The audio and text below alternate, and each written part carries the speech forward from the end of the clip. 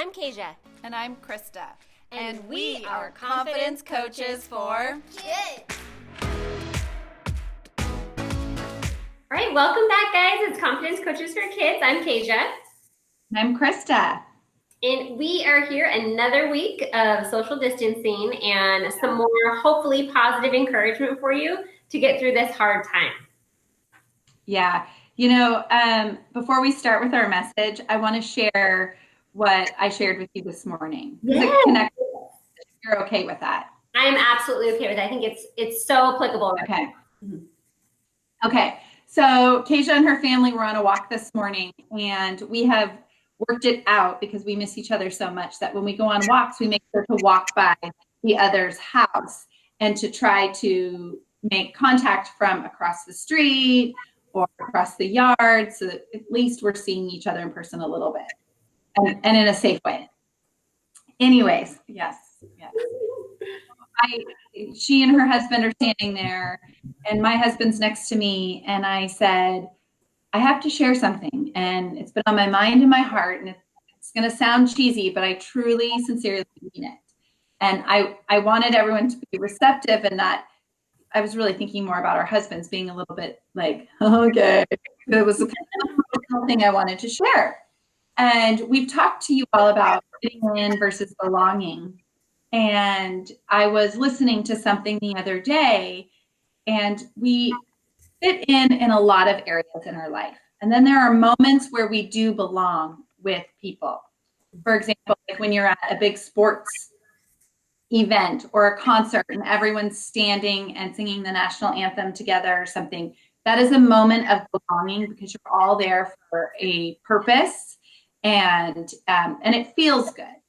But true belonging is really a magical feeling and experience, and you usually only feel it with one or two people. And so, obviously my husband and I chose each other, and you and Jay chose each other, and that is belonging in that marriage, right? But with friends, it's different. And I was thinking, Kasia is that true belonging for me. That is the friend that has come into my life, and we have found that, I don't even know if found is not the right word, but it's a feeling that just, it's like, yes, that is my person. We would never have met if we didn't end up at the same school. Somehow we've been brought together, and there is true belonging there. So much love to you. Love to you too. I think it is something very special, and it's something that you definitely have different phases of friendships and friends that are tight with you, and different stages. But it's different when you really feel like I'm truly friends with this person, and they know all of me, and they care about me anyway. And I can be a jerk, and I can mess up and apologize, and it's like an extension of family. And so we really hope that you guys can have that too, because it is pretty special. Mm-hmm. And it's a good time to reflect on those kind of things, right, as we go through this. Yeah. And let's acknowledge, like, I'm 40, and Kasia's almost 40. But this came later in our lives, right? Yeah. And it doesn't mean we didn't have time for belonging or friendships where we felt like we belonged before. It's just at this stage, this is it. And it's at a different level than it has been before. Yeah. It's good times. It's good times. Yes, it is. Yes. All right, let's talk about our message, because it kind of connects to all of that. I think it does connect to it because, I was recently rereading or listening to a book that I read a long time ago. John Gordon wrote The Energy Bus and Power of Positive Leadership, and I'm re-listening to that. Drive that bus. Right. I'm re-listening to that book, and he was talking about kind of visualization and thinking of things that, like, trying to help make the things that you want in life become reality. And so what stood out to me was he said it a different way, but it's kind of like the story that you tell yourself really determines the experience you have. And it got me thinking about, gosh, that is so true. If we really focus on the thoughts and we're intentional about our thoughts that we have, what are we manifesting? Because whatever we are thinking about, that's what we're going to see. Yeah. I love that. And that goes back to one of our videos, like from the very beginning of this journey that we have begun together, that the visualize it, right? If you think it and you believe it and you tell yourself, you're just one step closer to that, you know. And it also connects with choose the emotion you want to feel or experience, right? Yes. And that's hard when you're in those moments. Yesterday was a hard day for me. It was just long, brain was tired, my body was tired, and I knew I didn't feel frustrated and overwhelmed. And I was working really hard, like on recognizing that and trying to choose what I wanted to feel. And it took a lot of energy to do that. But it had to be intentional, right? Yeah.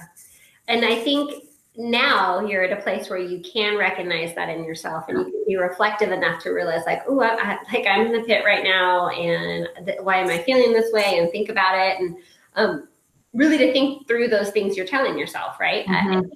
When I was younger, I don't know if I really had that skill as much. It had to be Right. specific reminders and things that I was doing for myself. And I think the idea that you guys have in your house, Krista, with your girls, like the things that they write on their mirror. Do you want to talk about that? Mm-hmm. Because I think that is a great, quick thing that you can do to really change your thought pattern if it's negative.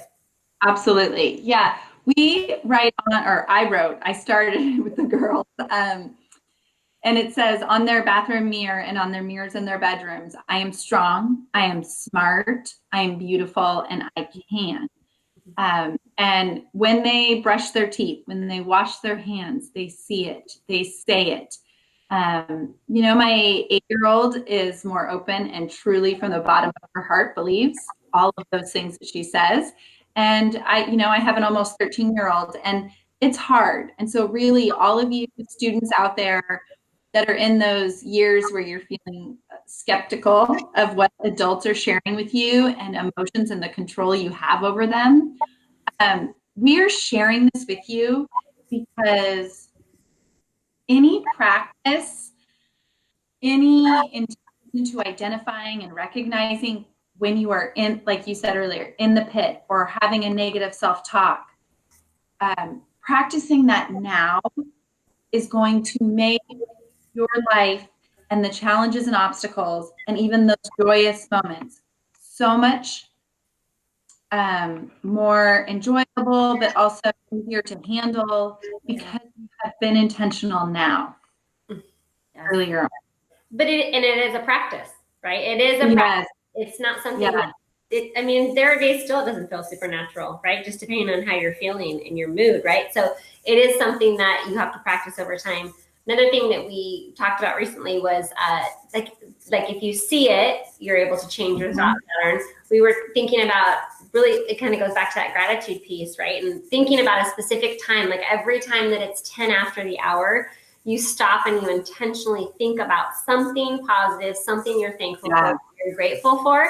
Because it's almost impossible. Like I would say it's almost impossible. If you are feeling true gratitude, it's almost impossible to feel down or it's like it kind of takes some of that negativity away. So that's something that we're going to try this next week in our house. And 10 after, okay, everybody stop, take a breath, and that's what we're going to do. And we just hope that intentionality will help us. So all of us maybe in this home are less grumpy. Right. No, I think that's great. When we say this is a practice, that's exactly what we mean. Maybe it's writing something on your mirror and reading it to yourself. That's the practice. Maybe it is setting an alarm and twice a day and you stop what you're doing. You think of something you're grateful for. Maybe it's just learning to recognize when you are in those moments of frustration or feeling down, right? That is the practice right now. Right. All right, you guys. Well, another week of social distancing.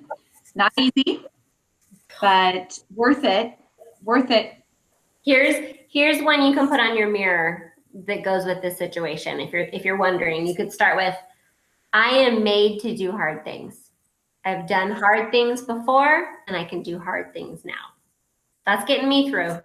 So love that. Yes. All right, guys. You guys. Great week. Yeah, we'll see ya.